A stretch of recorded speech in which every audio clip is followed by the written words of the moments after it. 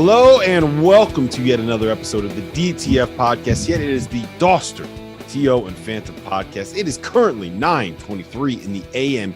Eastern Standard Time, the only legitimate time zone on Wednesday morning. We are about, 21 hours removed from the end of Big East Media Day, where myself, Terrence Oglesby, and John Fanta were all posted up for our own dueling live stream sessions, which was a lot of fun, actually, even though Fanta did not come over and say hello to me at any point, even though I did not ever get the chair that I asked T.O. to go pick up for me. We're going to talk a little bit about that. We're going to talk about top 25s. We have a Big 12 preview to get into today, but first and foremost, Fanta, look, man, it's been a tough week for you. Been a tough week for Cleveland sports. I'm opening the floor. I'm letting you go. You can say whatever you need to say. You have 4 minutes. Go ahead. The floor is yours, sir.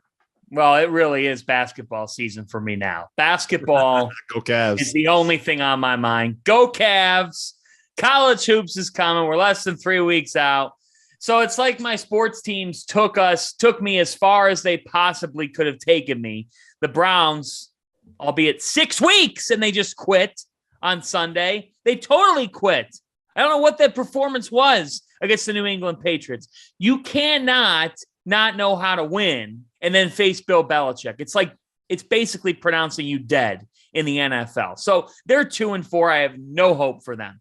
When Watson does return to the team, and everyone's like, well, when Watson comes back, well, he hasn't played a game for the Browns yet. So when he arrives to the Browns, it's not even going to matter. It's a moot point. And you know what? The Browns probably deserved it. All my Twitter followers would agree because they hate on me every week for being a Browns fan. So there you go, Twitter followers. The Browns probably deserved it.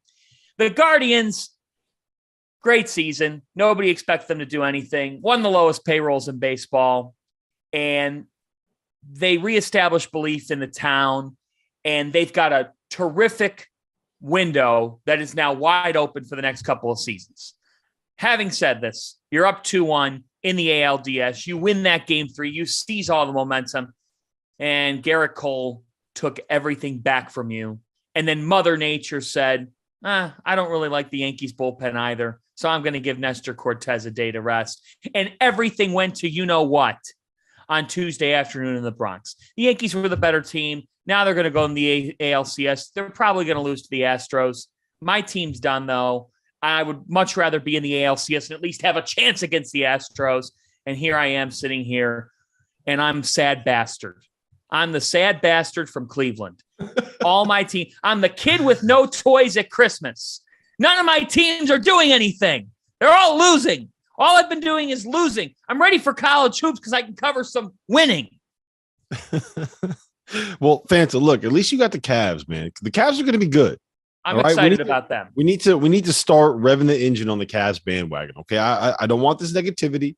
I don't want this anti-Cleveland bias that you're starting to throw out here. Okay. No. I love Cleveland sports. It's all Cavs all day. Fanta, I need you to be ready for it because enjoy that team, Cleveland, while you still have them until they all move to New York like Fanta did.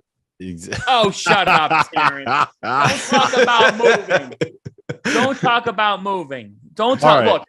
Look, I am excited about Donovan Mitchell, though. And I think, before we talk college basketball, Donovan Mitchell is one of the best people in the NBA.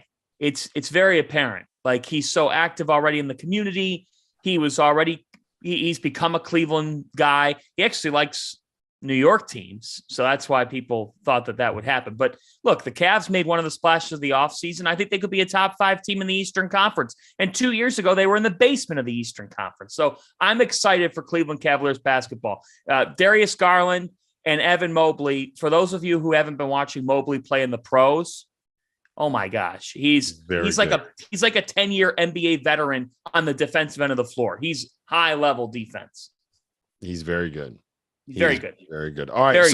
We were all at Big East Media Day. I don't want to turn this into too much of a Big East centric podcast since we did 2 hours of Big East content yesterday. Fanta did 2.5 hours of Big East centric content yesterday. So we don't need to spend too much time on it, but just kind of like your biggest takeaway. Cause I'll tell you this, guys, I normally despise going to media days. I normally try to find a way to get out of all media days. And yesterday, sitting on that stream, having the coaches come by, I don't know if it was because it was the first time, like really since COVID, we were able to get out there and not have to worry about anything. I don't know if it was because the league is going to be so good. I don't know if everybody was just happy to see T.O. sitting there, bringing everyone, hey, what's up, big fella? You look great today. Well, look at that drip. Look at those shoes. What do you got on, a turtleneck? Yeah, my man. I don't know what it was, but it felt like yesterday was a lot more fun than I think I've ever had. I did juice up the college kids. As soon as they sat down, I was like, man, you look good. Look at you, man. Like, how often you dress in suits? You ought to do it more often. So as soon as they would sit down, Fanta, they were just like, yeah, I look great. I look great. The kid from DePaul, the first one of the whole thing, was the funniest one. I honestly felt like I was on the red carpet because T.O. would come by. Oh, they come by and T.O. goes, hey, so what are you wearing? Who do you got on today? Yeah. Fashion police. Look at you. You got New Balances on with that suit. Nobody can touch you, son. Nobody can touch you. just firing them up. What were we talking about? Biggest takeaways? How much it was? I don't know. Just what were your thoughts on it? I had a great time. I had was a lot not of fun. Expecting it. I had a lot of fun. Typically, I've done 2 years of media days, and I'll never forget calling you, Rob, as soon as it was over. I was like, this is bullshit. Like, you don't get anything out of the coaches. Nobody really wants to be there. They just want to get back to practice.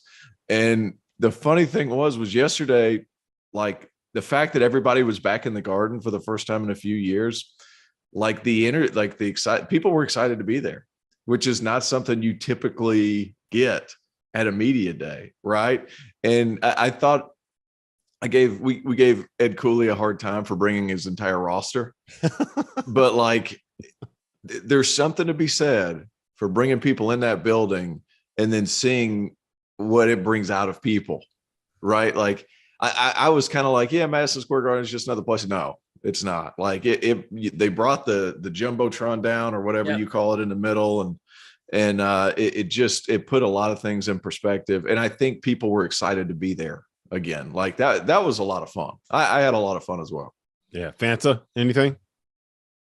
Well, what I love about Big East Media Day is you start the season on the floor of where you're going to end it. That's cool. 144 days later. It really feels like a storybook type of thing, because when the guys, anytime you put an event inside Madison Square Garden, I mean, you could put anything in there. You could put a chess tournament. You could put hamster races. I don't care what it is. Like, put something at MSG and it just makes it feel big. It makes it feel big. The lights, that roof, everything about the building. And you never take a trip there for granted. Like, when you walk in there, you always feel like, wow, like there's just value to being inside the world's most famous arena, because it does feel exactly like that when you're inside. You know how some places say they got the best cup of coffee or that they're the best at this? Like, the Garden actually has that vibe. It really does when you walk in. There's no other vibe like it. I also think the 4 head coaching additions just give the Big East different cachet. I mean, at the end of the day, you had 2 guys in there, and Sean Miller and Thad Matta, who have won close to 75% of their games. Look at Shaheen Holloway's mob scene yesterday, because he became the star of March, and he's got this approachable New York way about him. So people like that swagger. Hey, they look, really I love Shaheen. Approachable is not the I'm not sure not the phrase that I would have used. And I think that's what he wants to be. Like, approachable is not the way that I would phrase. Well, and he's a good guy. I'm not trying to take shots. I put a twist on it. I do, because I agree with you. I think he's dealing with the stresses of the Seton Hall job, so he's kind of sort of shutting down. But I also think that this is part of the times that we're in right now. I found guys last March that, because he's got this underdog story, Cinderella story, everybody wants a piece of the pie, right? Mm-hmm. So then everybody feels like they now know him, because they might ask him a press conference question. He gave them we do that, or that's who we are. Like, that's the star he became. So let's see if maybe that changes a little bit with some time. The point is, you've got some big name coaches in this league. There's tons of parity. There's some fresh storylines in this conference. UConn seems to just always have a compelling effect. All you have to see is Dan Hurley, and then Adama Sanogo getting named preseason player of the year stirred the pot in the conference. So to me, it really was a great day. And I think you're right, Rob. Like, the league is stacked. You could interchange probably 4 or 5 through 8 or 9 in this league. It's a toss-up. Any one of those teams could win. And then who knows at the top of the league? Xavier being picked second is a huge headline because Villanova hasn't been picked lower than second in close to 10 years in the Big East. Yep. All right, let's get into some of this top 25 conversation. The AP top 25 poll came out on Monday. And Villanova is going to play their freshmen. Yes. Yes. That was a hell of a moment. Kyle Neptune got on me, Fanta. He's like, hold on 1 second. Hold on. I was like, he kind of spoke out of both sides of his mouth because he was like, hold on, I got to name all these freshmen that played minutes.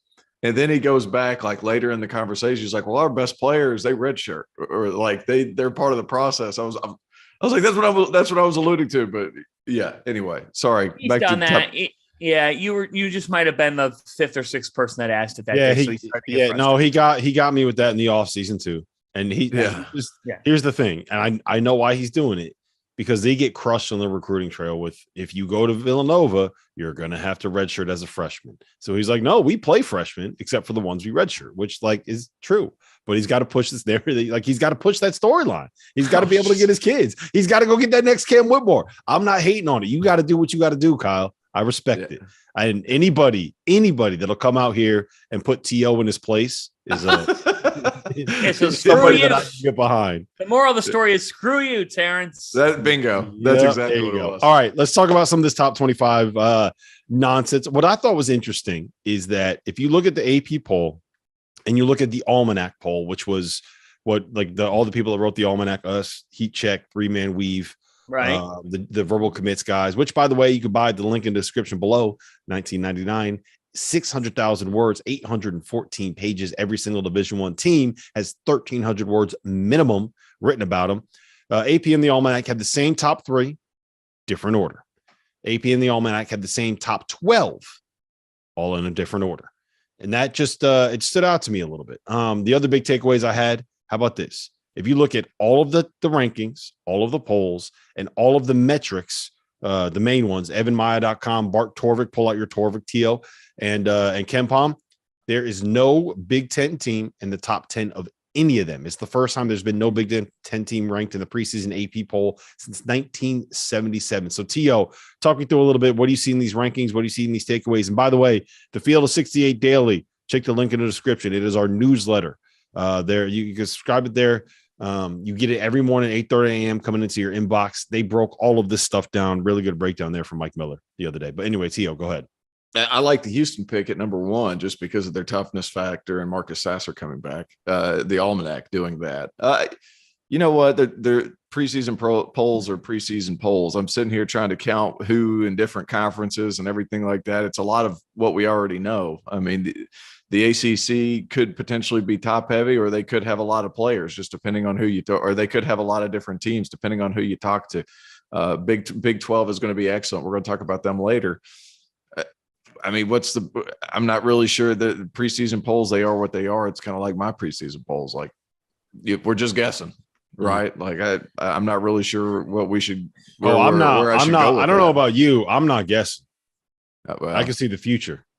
Haven't you seen? Yeah, you and Greg Waddell. You and Greg Waddell. You guys see the future. Exactly. No, I just the most interesting thing was I think that there's 2 very clear tiers at the top, Fanta.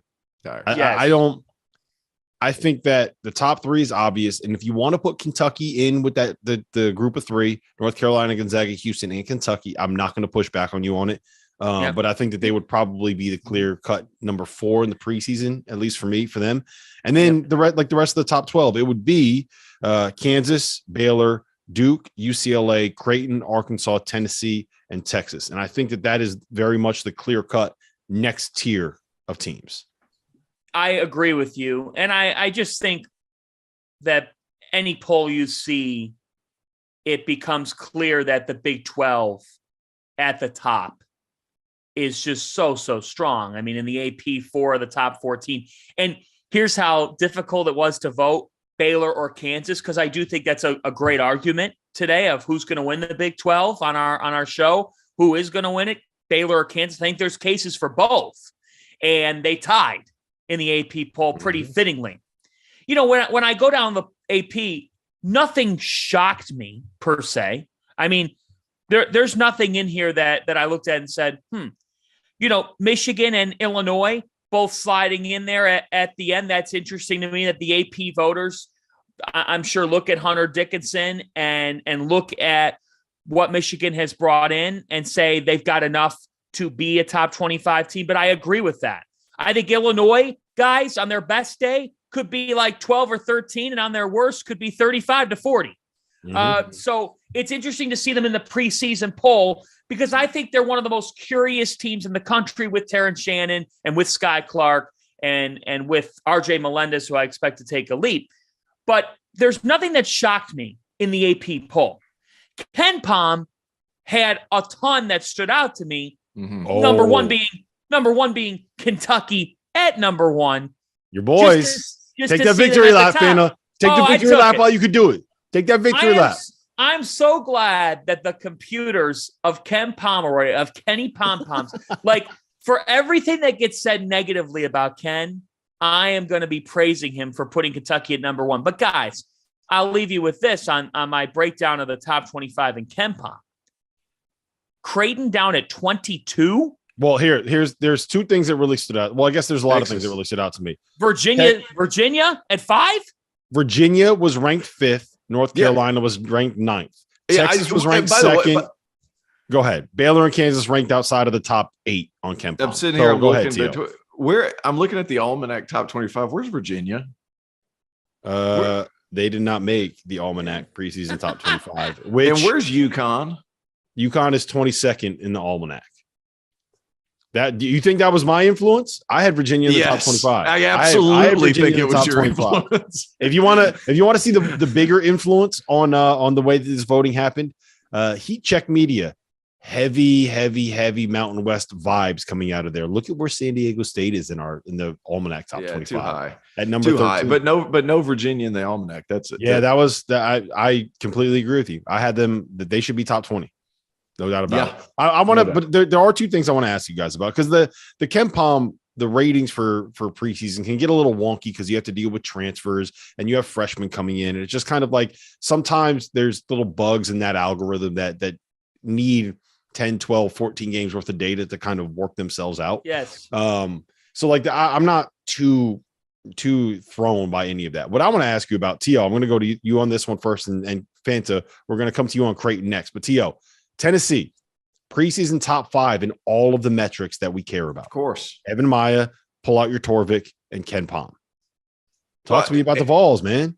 Well, analytically. This isn't football. This isn't football. We don't. Hendon Hooker's not walking through that door. Dude, this first of all. This is Rick Barnes and the Vols. This is the hoop side. Yeah, they've been a basketball school for a while now. So, because Tennessee's football team has been so bad, but thank God they're better because it makes it easier on my heart because closet Tennessee football fan here. But they return everybody. Santiago Vescovi. Just for the record, I FaceTimed T.O. after Tennessee won that game on Saturday night, and him and his son were going nuts. Yeah, okay. You got a pretty nice setup down there in Greenville. You got the big old flat screen on a patio outside, a little fire pit over there, a little football action going on outside. But he's sitting there watching. I FaceTime with him and his son are going nuts. Yeah, my son knows the words to Rocky Top. Yeah, they were singing Rocky Top. That is true. Yeah, my son knows the words to Rocky Top. Here's the crazy part, and people don't realize this, how crazy Tennessee fans are. You were taught the words to Rocky Top in 2nd grade. Right alongside the Pledge of Allegiance. And the First Communion. Yeah, bingo.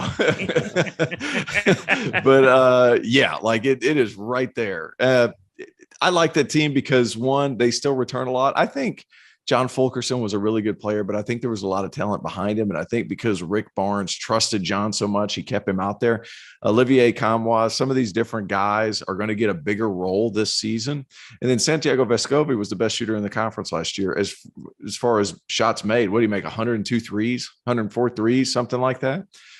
And you bring him a main man, Julian Phillips, who's a bucket, who fits in well with all the other pieces that they have around, Josiah Jordan-James. I could see where analytically, and that's all this is, that team would make a lot of sense because there's continuity, there's good stats, so on and so forth. Same reason Kentucky's high, right? Because you look at Oscar Tshiebwe, his stats, Severe Wheeler, what kind of shooter he was. Frederick comes back, shot 50%. That makes sense that they would be number one with all these analytics-based institutions that we're using. So there's obviously grains of salt to be put with those because those are numbers only. There's not a whole lot. I'm sitting here and watching the game and seeing how guys fit together. But at the same time, it's reasonable to think that if you're able to quantify how these guys are going to play together, which is what they're doing. And that's always a big if. There's always the if factor, right? So that's kind of the different part about it. I'll say this about Tennessee. I don't know how many backcourts you're going to have that are as good as or better than Zakai Ziegler and Santiago Vescovi. There's probably not 10. There may not be 5. You combine that with Josiah Jordan-James and Julian Phillips in the 2 wing spots and Olivier Kama, who has some very real breakout potential. If you go back and you really watch Tennessee, there was a stretch of about 8 games in January where he was maybe their best player. When full then he got hurt. Was it a foot, a hand, whatever? He went down for the year. Maybe it was something. He got hurt, went down for the year. But bringing Kamwa in with those 2 guards and those 2 wings, that's going to be a really, really good team. Top 5 might be pushing it a little bit for me right from the jump, but they're unquestionably to me a top 10 team. Well, Fanta, Creighton, every single metric has them outside the top 20. Is that just a product of not being able to anticipate what the jump is going to be for some of these freshmen becoming sophomores?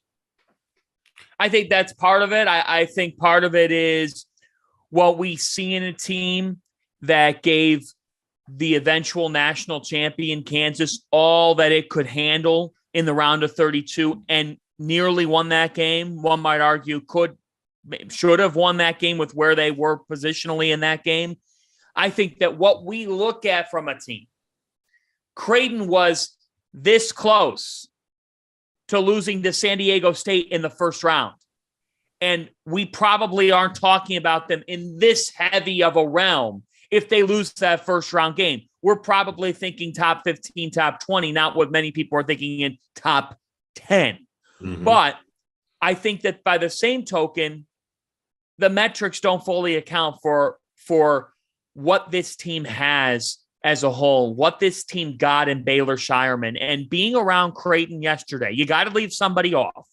They had 4 all Big East preseason recognitions. Guys, I did not have to ask. I didn't even ask the question. And Creighton people were coming up to me saying, hey, Trey Alexander did not get honored in the preseason. And we're telling you, Fanta, don't be stupid. T.O. was with me for one of the conversations. Yeah. They said, do not be dumb. You are going to look smart with this take. I'm like, okay, hand it over. Trey Alexander will be their best, if not their second best player. They said that he will be an NBA player down the road.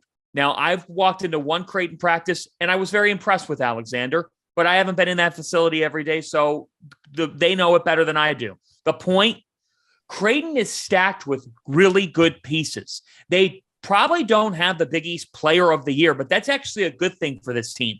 Any given night, it could be Kalkbrenner. Any given night, it could be a different dude. They're deep. They have several different options. Offensively, McDermott's going to design a great system.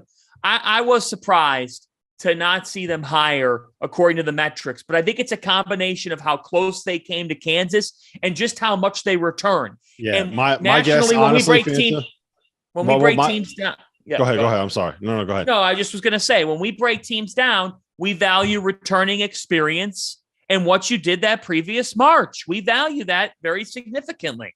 Yeah, and they had so many freshmen last season that were playing early and were playing very, very poorly against teams like Arkansas, Pine Bluff, and other people. That's going to bring down the numbers for the entire year for Creighton, as opposed to if you just look at what they were from January on, what they were in Big East play, what they were in the last month of the season, and kind of anticipate what that jump is going to be. So they're always going to be a little bit undervalued by the metrics just because of the way that works. All right.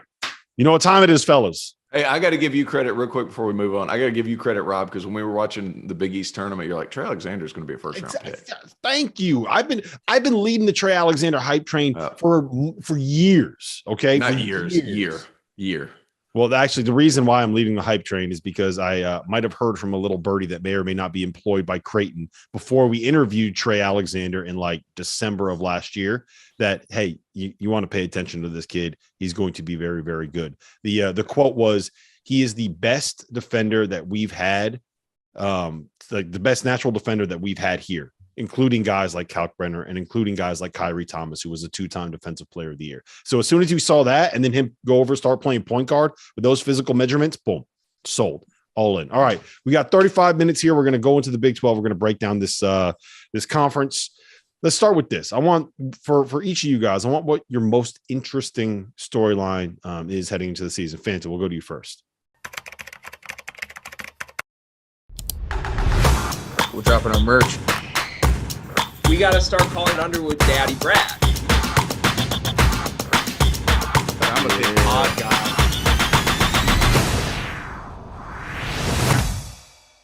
Breaking news. The Field of 68 has an online store, and it's your one-stop shop for the latest and greatest merch in college basketball and college football. You can find shirts to support your favorite team, make fun of your rival team, or boast Field of 68 catchphrases like Daddy Brad, Cussin' and Discussin', and the Star Heels. Go to www.fieldof68.shop today and enter promo code TOUCHDOWN for 20% off at checkout.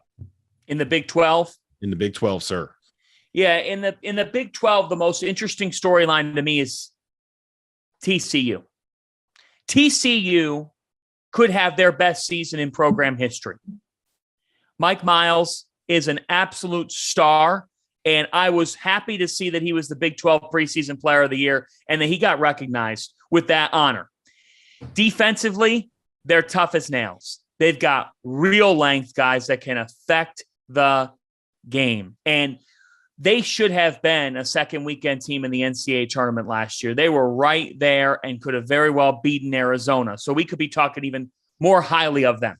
But in this Big 12 picture, where Kansas and Baylor dominate the headlines, Texas looks very, very good. And I think Tyrese Hunter, if TCU weren't my top storyline, it would be how Hunter and Marcus Carr work together. I want to see if one of these off-brands could win the Big 12. It's no disrespect to TCU, but they're not what Kansas, Baylor, and Texas are from a brand standpoint. Chris Beard, Paige and Chris Beard, John Fanta just called Texas, the University of Texas, an off-brand. No, I didn't do that. That's not what he just called him an off-brand. No, he was talking about off-brand in the Big 12 as far as Baylor. He just called them an off-brand. Oh, Terrence, did I do that? Wrong. I must have heard that wrong. Fanta, shame on you. Yeah, no. I know what you're saying.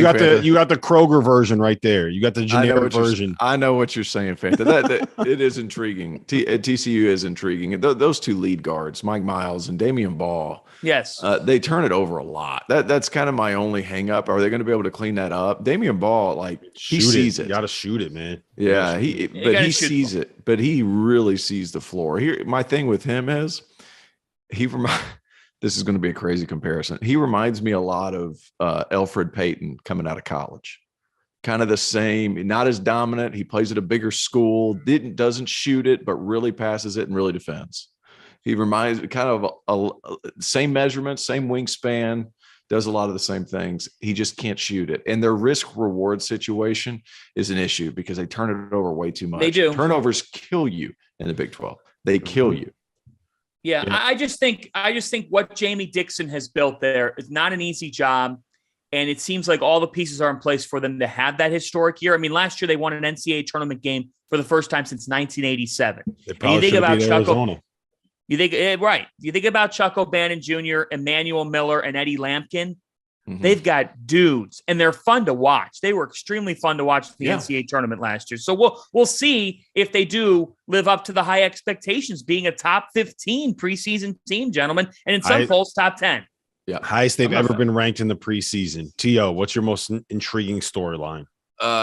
Baylor being preseason picked to win the league. And in my opinion, that's an intriguing one. But the one I'm going to go with is Kansas State and Jerome Tang. Like, they had to fill a lot of roster spots, and not only Tang in his first season after being at Baylor since Scott Drews started at Baylor, which was 1974 or no, 2000. What was it? 2004, 2003. Yep. I can't remember right now. So did you say 1974? Yeah, I was being. I don't know. I don't know if Scott Drew was alive in 1974. I'm going to tell him you said that. Do it. He's been at Baylor for a long time. I think he would attest to that.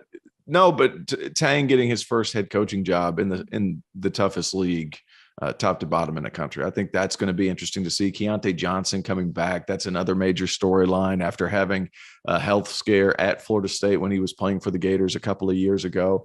I'm really interested to see how this Kansas State team moves forward. And they've got one of the biggest sleepers, guys.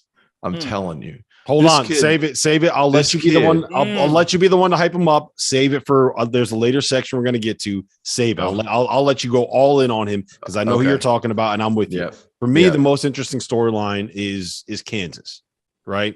They have a roster that is good enough to at least make a run at going back to back, and doing that while you have all of this cloud of the NCAA stuff and probably the ruling coming down at some point during the season, right? Of whatever punishment Bill Self is going to get for something that happened 27 years ago. I'm pretty sure that the violations that were committed by Kansas happened in Scott Drew's first season back in 1996 at Baylor, right?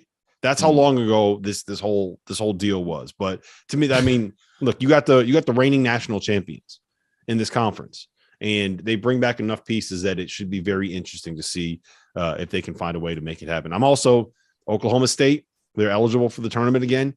Did the basketball gods look down kindly on them for everything that they dealt with last year? All right, let's do this. Kansas and Baylor, I think we all agree, are the two teams at the top of the conference, with Texas, TCU, maybe Texas Tech kind of nipping at their heels a little bit. But let's start with this. I want to know who you got as the favorite to win. Kansas, Baylor. You got to put all your chips in the middle. You got to take all your money and go to betrivers.com and bet it on one of those two teams. Who you got? T.O., let's go to you first. Baylor. For me right now, Baylor, those three guards of Flagler, LJ Cryer, and Keontae George are going to be a bear, and that ball is going to move. All three can score. All three can shoot. That floor is going to be wide open. And they added Jalen Bridges, right, from West Virginia, who can step out and shoot it. Caleb Lohner is a nice player, a BYU transfer, 6'8", 6'9", can handle the ball, can play some five. And then I don't know what the deal is with Chamwa Chachua. If he's able to come back, he's still injured. It's going to be a while. But Baylor has all the pieces, and they have all the scoring and guys that complement their style of play. And you're going to look at Keontae George a lot like you looked at those guards a few years ago. They can start that chain of events. They can get past that first line of defense and get guys to collapse. That's when Baylor's good. Like, that's when the ball's getting sprayed out. That's whenever they're able to attack closeouts. This Baylor team's really good. Kansas did lose a lot, and I think there's going to be a bit of an adjustment period, not at home because they're going to win everything at home, but on the road, Kevin McCullough, some of these guys, like, who's going to be their go-to guy? Grady Dick is getting a lot of publicity because Bill Self or somebody over at Kansas called him the best shooter he thinks he's ever coached. I mean, like, there's a lot of optimism at Kansas. I do think they lost a lot, and I also think that Keontae George is just a special talent, guys. Yeah.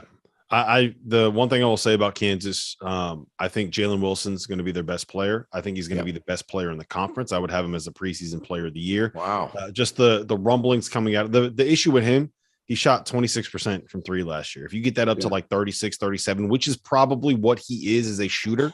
Yeah. And you look back at the success they had in the COVID year when they would play Jalen Wilson at the 5. I think we're going to see a lot of that this season. So it's going to be interesting.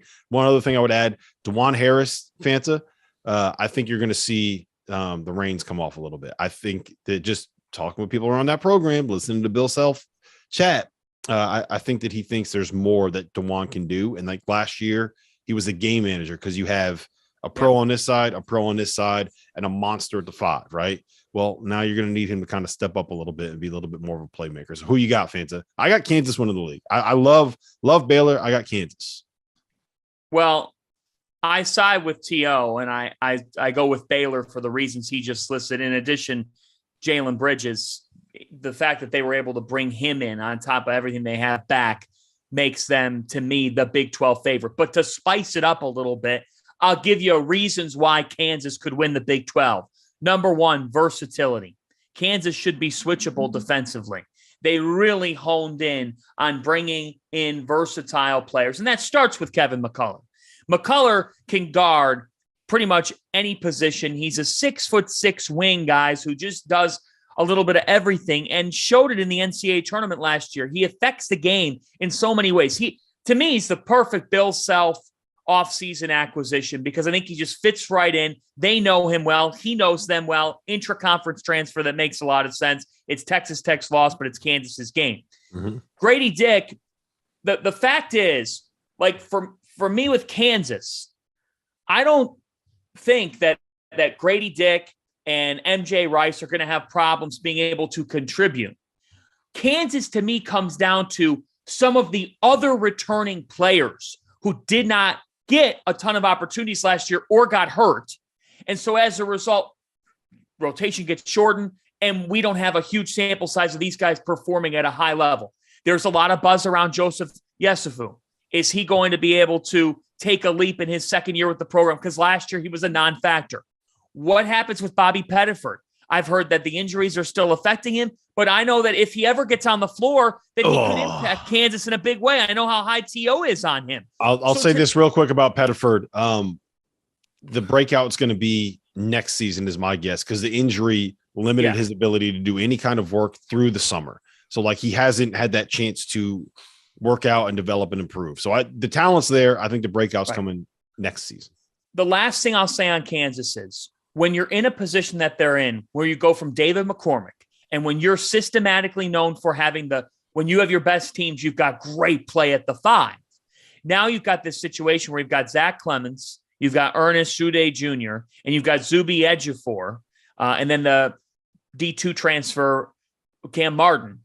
The fact is their options at the 5, they've got some options, but they have a high level of unknown between inexperience and then that freshman class. So will we see Uday Jr. or Ejiofor come into the program and deliver at a high level? I don't know the answer to that question. I don't think anybody knows the answer to that question.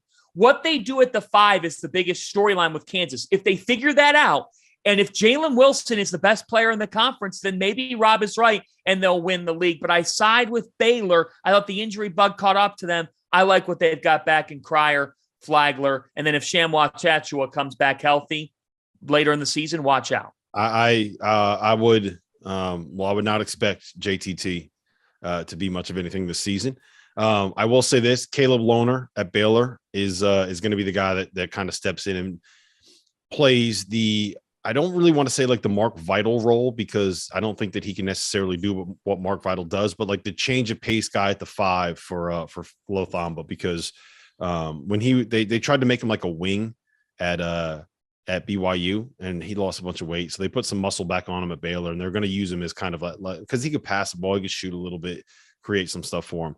I will say this about Kansas lineups where you have DeJuan Harris, Kevin McCullough, Grady Dick, Jalen Wilson, and KJ Adams out there are, I think, going to be a thing and something that could be very, very intriguing to watch. I'm really excited to see what Bill Self can throw out there with these like 5-out, small ball, switchable lineups. All right, the most underrated team in the conference. We're going to talk about. We'll get to Texas and Texas Tech in a second, but I want to talk about the most underrated team. T.O., floor is yours. You and I agree on this one. We stand in the same place. Jerome Tang, Kansas State Wildcats. Tell me why. Tell me why they could be a tournament team. There's a kid coming out of junior college that nobody knows about. His name is Naquan Tomlin, and he's about 6'10", 6'11", Fanta. And if you turn on his film from his junior college, he was JUCO Giannis. And it is hilarious to watch. He's from New York City, correct? And he goes down. He never played high school basketball, only fooled around with his friends, went down to a JUCO, and then grew to 6'10" and plays like a guard. This kid has all the ability in the world. He's one of the best, if not the highest upside draft prospect in the conference. Wow. That's saying a lot. Oh my gosh. People don't know about him yet. I talked to a couple of NBA scouts. They didn't know about him. I was like, guys, you have to go down and watch this. And then you can call Kansas State's staff, which Rob has done. I have not done that, which Rob has done. And they rave about the kid. By far their most talented player, including Keontae Johnson. Yeah. Tang is very, very, very high on this dude. He is a bad very, boy. Very high on this dude. Like is it going to turn into production in the Big 12? A little bit slower league. He's never played at this level, right? Yeah. We've never seen him do it. So when T.O. comes out here and says this, it's because he has the potential to be able to do that. And if you watch the film and you watch the tape, and he's a layup line scout fan. He's one of these guys where if you just go watch him shoot layups, you're like, human beings aren't supposed to be able to move like that. Now, there's a huge difference between goofing off with your friends, right? Playing JUCO ball at the level that he played it and walking into the big fucking 12. Okay. There's a big, big, big difference. But if it all comes together for him, and it probably won't until I would guess around the start of conference play, like you're going to have to give it some time. He's going to be one of these guys that can kind of take off at the end of the season. But a couple of things he does do. He has excellent timing blocking shots. Mm-hmm. Translates. He was an excellent JUCO rebounder. That translates. He's 6'10", 210. Like he's going to be able to match up. I honestly think if he's focused in on that end, and I don't know the kid personally because I never saw him in high school. Nobody did. Never saw. I'm basing this all off film. His athleticism is going to let him guard 1 through 5 in college. 1 through 5. And I say that without hesitation. He is a special type of athlete. He moves so well with the ball. He's got a little shake. Jump shot is a little wonky, but you would expect that from somebody who never even played high school ball, right? But like the tools are there. And it's almost like he doesn't know any better because he hasn't developed any bad habits per se, because he never really played in a system thing. He's always just goofed around. And then it's just turned into some kind of explosion. Like it's unbelievable to watch him on film. I will say this. I totally agree with you. I think that Kansas State's the most underrated team in the league.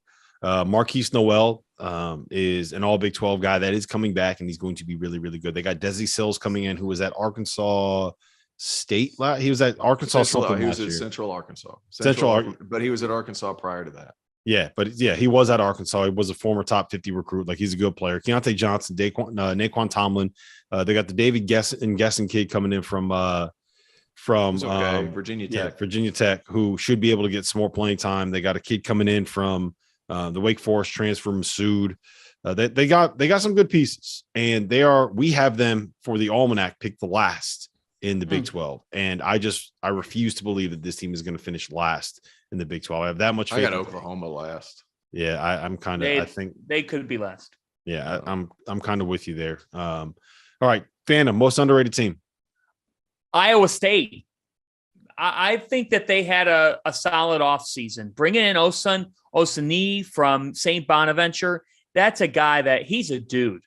Like, he is it. Why are you laughing at me? It's Oshunayi. They call him Shun. I always forget his name. It's a hard name to say, man. Yeah, it's not an easy one. Not all of us can be blessed with a last name like Fanta, which is easy to remember and easy to pronounce. Or right. Ali. Or I should remember that because I interviewed Oshun last year, but I just forgot is how you pronounce his name. Hassan Ward, Demarion Watson as well. They made some nice transfer additions. Defensively, we know that Otts is gonna have them in the right places. Now, last year, we know that offense was hard to come by for this team. They do bring back a couple of key pieces. I think that one of the biggest pieces for them is Caleb Grill, because his three-point shooting seemed to open things up for them offensively. Not just Grill, but Gabe Kalsher is a guy that's going to be important for what they do and could be a guy that takes another step up this year. And if he does, if he and Grill are able to provide, Oshun is a guy that protects the rim, makes great defensive plays. Like, he was in a St. Bonaventure uniform last year, but he's ready. To me, I'm not as concerned about him making the transition to the Big 12. I think it'll be a transition, but I think he's physical enough to play at a high level. For Iowa State, it's just, are they making enough perimeter shots, and do they have enough effectiveness on the offensive end of the floor? Who the hell's going to score? That's the question. Yeah, exactly right, Fanta. Sorry, I agree with for you. Sure. Who the hell's going to score? But I really like the way that they went about business last year, even though they had a taste of reality in the Big 12, they still show what they're capable of in the NCAA tournament and made to the second weekend. So to me, I think a lot of people are discounting them again this year. I think many people think, yeah, they're probably an NIT team.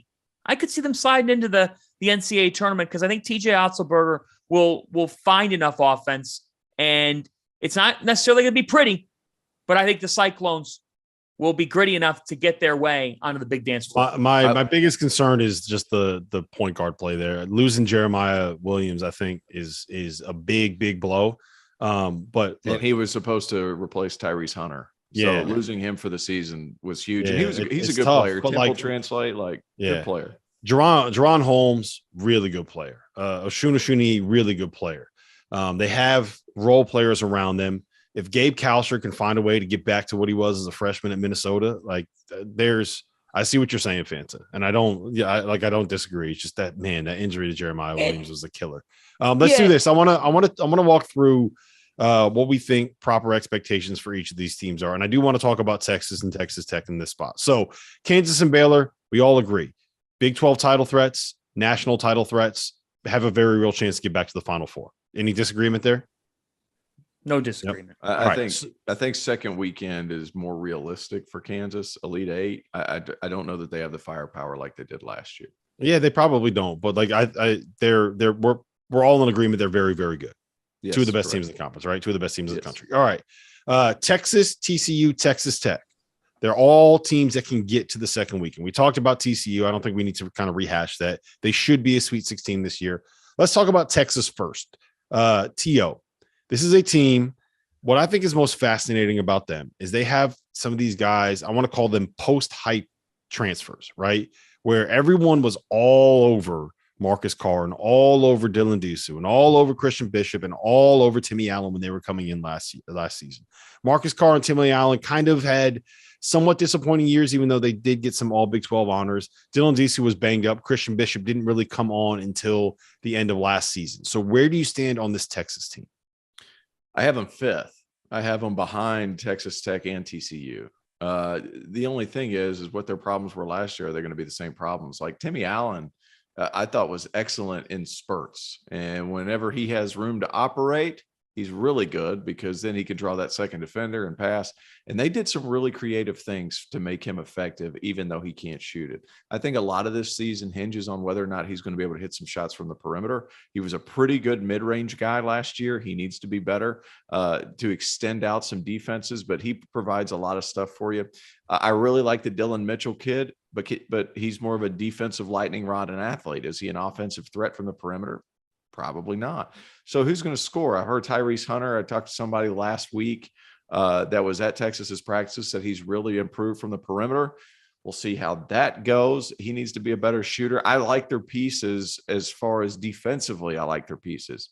Are they going to be able to score, or is it going to be a lot of the same things from Texas this year? And Marcus Carr has been highly effective on bad. He's a good numbers, bad team guy so far. Is he going to be able to turn a lot of those good numbers into wins is a big concern of mine. Fanta?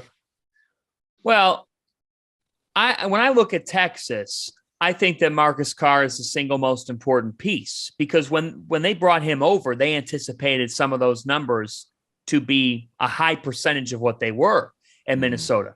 When they first made that acquisition, the immediate reaction was Texas just got a guard that on his best days is an all-American type of talent. Now it's time for Marcus Carr to start really performing like that this season. And you have help. The keys to the car are in this backcourt's hands. They've got to have Tyrese Hunter and Marcus Carr deliver. Look, this is a team that's going to defend like hell. They're going to defend really, really well. They're going to make life difficult for you. And I'm a fan of what Timmy Allen and Dylan Mitchell can do for this team. And I think that Dylan Mitchell, what Dylan Mitchell ends up being could totally change where Texas ends up. Chris Beard has raved about him. He said he's mature beyond his years. He said he's the perfect fit for the program. I'm excited. I'm as excited to watch Dylan Mitchell on a team as anybody early in the season because I just want to see how he meshes in this equation. Christian Bishop to me at the 5, if that's your starting 5, which certain lineup projections have that. Like, you're exactly right, Rob. It took Bishop a lot of time to figure out what he was doing last year. And I wondered, like, if Texas was the best fit for Bishop. I didn't think that he necessarily fit their system in a great way. So, like, I'm not as bullish on Texas's front court. I think that their backcourt is where their season's going to lie. And if that backcourt can mesh, that's the difference between Texas being a top 12 team in the country and a team that could make the Elite Eight.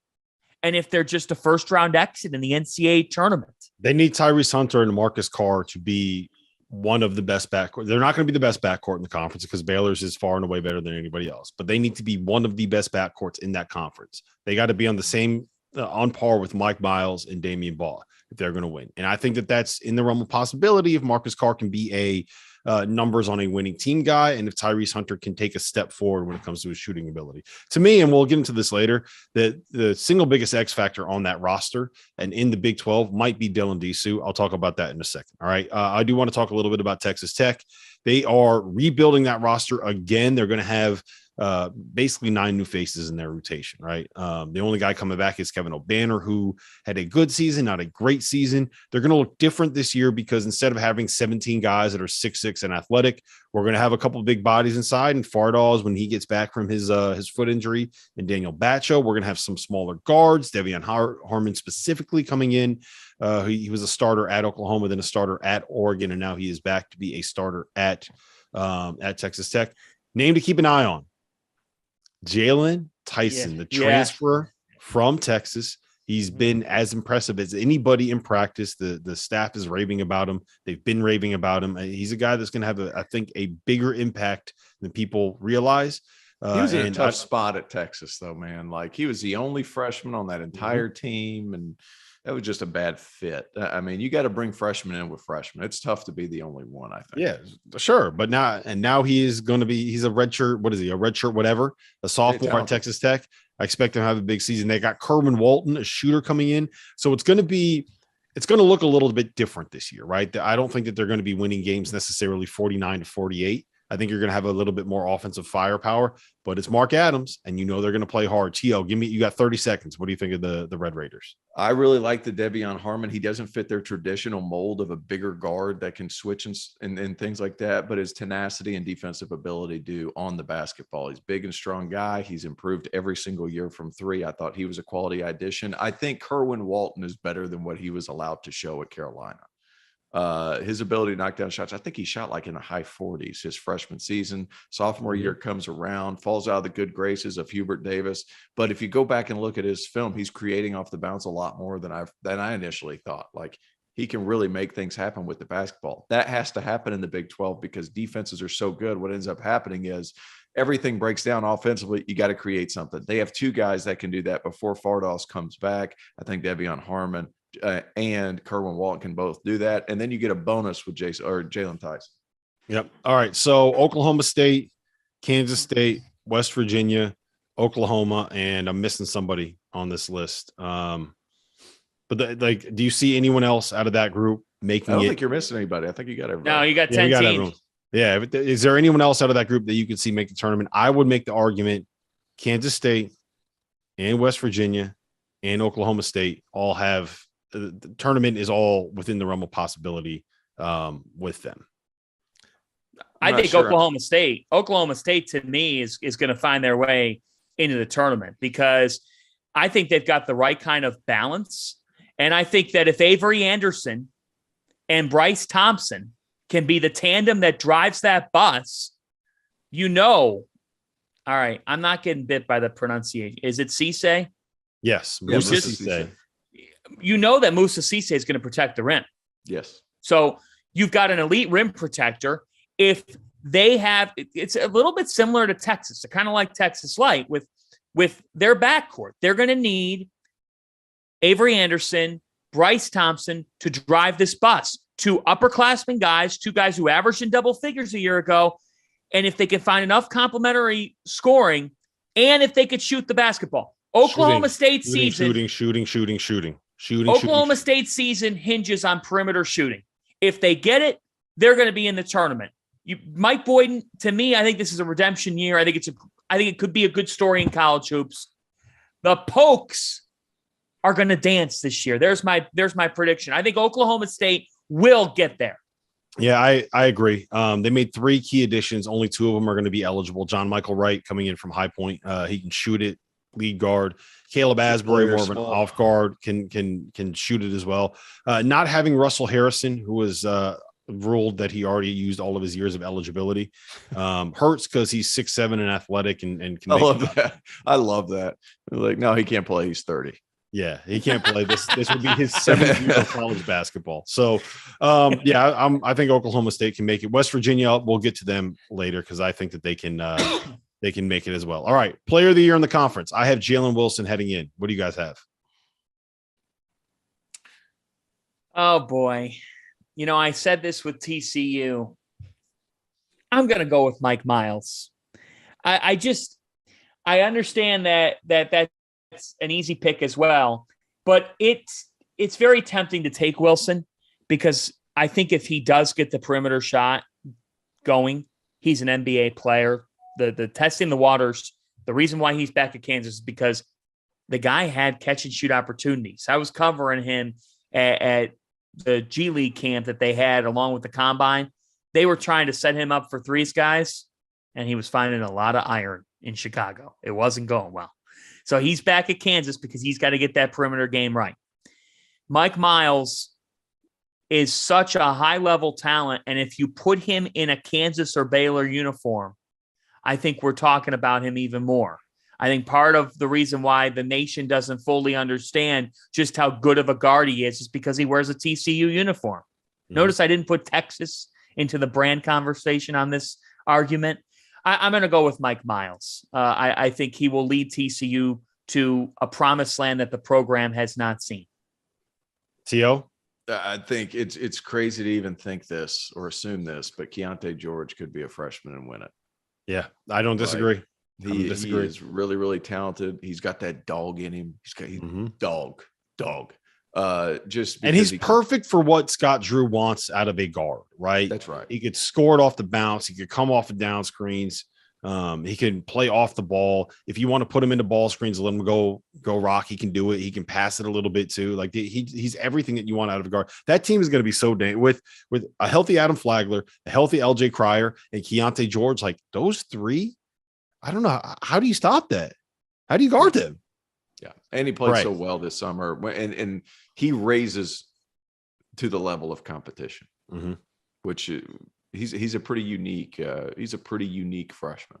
Yeah. All right. So if we're going to talk about first team all conference, I think that you have to take Keontae, you have to take Mike Miles, you have to take Jalen Wilson. I would also have Adam Flagler and Timmy Allen from Texas on my first team. I don't know if you guys have any disagreements there, but throw DeJuan Harris, LJ Cryer, Avery Anderson, Kevin O'Banner, and Musa Cisse on my second team. I don't know if you guys have anything different, but that's just what we did at the Almanac. I did the Almanac Big 12 preview. So I think you're right on. I mean, I don't think I would change a thing about that because you have Allen on the first team. You have to put him on there with his productivity down the stretch in the season. So that's why, like, I know we talked about him and said there were spurts at times, but to me, he's on the first team. And I think the wild card of the whole situation could be if Dylan Mitchell pans out to the degree Chris Beard hopes he pans out. Well, let's hold on. I'm going to get into Johnson. That. So there's 2 X factors in the league, right? One of them is the health of Keontae Johnson and Naquan Tomlin. We kind of talked about that. The other one is Dylan Disu, who, when he transferred out of Vanderbilt, he was coming off of a season where he averaged 15.5 points, 9.2 boards, and shot 37% from 3 on a team that was, I think they won like 6 games in the SEC, but he had big games against Kentucky. He had big games against some of these other power programs in the SEC. And he was banged up in the offseason. He didn't have an offseason. Like Chris Beard, I don't know if he said it to you when you talked to him, Fanta, but one of the things that he said over and over and over again is he started last season in the training room, right? He didn't have an offseason. He didn't have a chance to work. He didn't have a chance to improve. He was on a minutes restriction. He was on a pitch count. Like he couldn't be who he was for like until February. And once you got to February, it's very hard to change the rotation. So They are expecting big things out of him. And if he gets back to being that guy that was like a top 3 transfer in the portal heading into the 2021-22 season, then I think that kind of changes things, right? Especially if Marcus Carr and Tyrese, there's a lot of if this happens, then this happens on this Texas team. But there is very much a potential outcome where Marcus Carr finds his true identity. Dylan Disu makes that step up. Tyrese Hunter starts knocking down shots. Timmy Mitchell is who he is. Dylan Mitchell is a guy or Timmy Allen is who he is. Yeah. Dylan Mitchell comes off the bench and is an elite defender, and Christian Bishop is a lob threat and a guy that can space the floor a little bit. And all of a sudden, we're looking at Texas like, oh shit, that's a top 10 team. So to me, those are the X factors in that conference. I looked at your all conference, and I agree with everything you put. I do think that if Kansas is going to win this league, that by season's end, he's not on the preseason all conference teams, but by season's end, Kevin McCullough will be an all league selection, because that's what it would take for Kansas to be at the top of the conference, because that's what I also think of McCullough and how impactful he is on a great team. Yep. All right. So bold predictions. Fanta, we're going to you first. Then we'll try T.O. see if he has any like real bold predictions.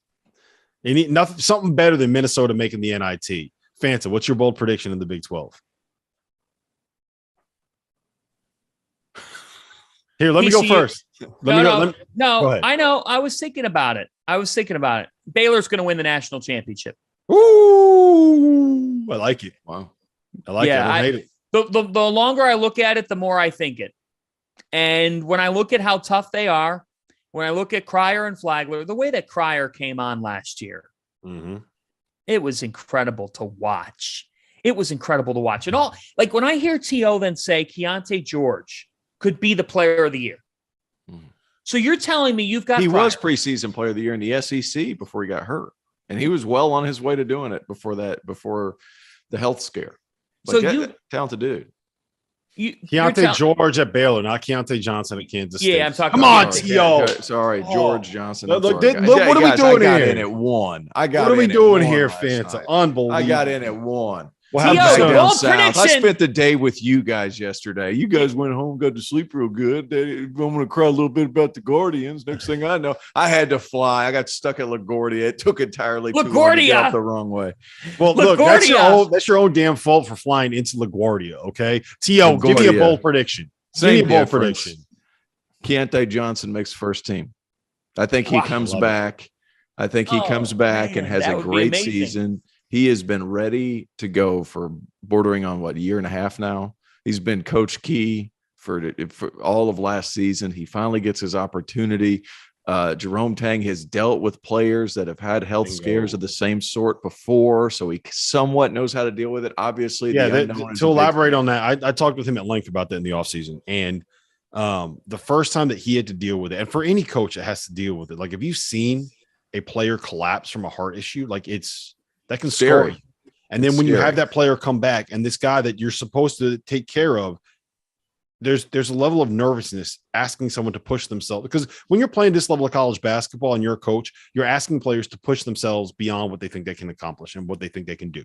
And when you do that with someone where you've seen them fall out and you know that they have a heart issue, like it can be hard to do that. And Jerome Tang has dealt with that numerous times over the years, whether it was King McClure, Jared Butler. I don't know if we're supposed to talk about that. It was Isaiah Austin dealt with something when he was there. They've had experience with this, and I think that really can impact the way that you can coach a player like that, and you can understand that you can push them a little bit and where the breaking point is. So that matters. Here's my bold prediction: both Kansas State and West Virginia make it into the NCAA tournament. We haven't had much time to talk about West Virginia, but one of the things that Bob Huggins really, really emphasized to me was that he didn't have his guys. He didn't have guys that wanted to compete. He didn't have guys that wanted to win on his roster last year. I think he retooled his lineup with guys that fit what he wants, whether it's Eric Stevenson coming in from South Carolina, whether it's Joe Toussaint transferring in from Iowa. Iowa. There's pieces on this roster that better fit what a Bob Huggins basketball team is. And I think what we're going to see is them take a return to being I don't want to say quite press Virginia, but being more of a team where you're not just relying on a bunch of guys throwing up a bunch of threes that don't want to play any defense. We're going to see West Virginia with it. Bob Huggins is too good not to find a way to make it work with a bunch of guys. Like that's just. Trey Mitchell is there. Emmett Matthews Jr. comes back from Washington. I don't know where the scoring comes from. And Kadrian Johnson, right? Yep. I'm telling you, not huge on West Virginia. Joe Toussaint, the impact that he's going to have, the ability that he can have, get out and transition and just kind of use his speed and his quickness at the point guard spot is something that I think is going to work a lot better for West Virginia than did for Iowa. But listen, guys, this is average 3 points a game last year. Hey, who'd he play for though? It's a good transfer. I always say, who were you coached by? I always say that. He's coached up by Fran McCaffrey. Yeah. Wow. T.O. Just average 3 points a game. Keep it in the back of your mind. Yeah. All right. I'm the one that tried to tell you about Trey Alexander, and you said, nah, he's a bum. I didn't say that. Wow. That's complete fib. All right, listen. Fibbing. All right. Good luck with the cat. This has been the DTF podcast. I have to take my cat to the vet for a lot of different reasons. My cat. You look like a cat person. I'm not a cat person. I'm a dog person, but we have, I'm also in the house that we bought. I am apparently a mouse person in our basement. So having a cat clean up that problem for us has been, there you go. It's been nice. There you go. She's earned her keep around here, and I will never say anything bad about her. Although having the Cats present, are evil, man. I don't know if you ever had a cat before, but No. What they do when they catch something is they'll catch it, they'll kill it, and then they'll leave it as a present for you. So when you come down in the morning at 6:30 and you're going to get your coffee and you go and you almost step on a dead mouse laying in the middle of your kitchen floor that your cat has left you as a present because she loves you so much, that can be a little disconcerting, fellas. Well, that's a good thing because that's what Baylor's going to do in the rest of the Big 12 this year. There you go. All right. For John Fanta, for Terrence Oglesby, make sure you go buy some merch in the store below. Subscribe to the Daily in the link below. Buy the Almanac if you haven't bought it yet. We're coming to you next week. We have some more announcements coming on the Field of 68 and After Dark. More news on that coming very soon as well. Fellas, it's been a pleasure.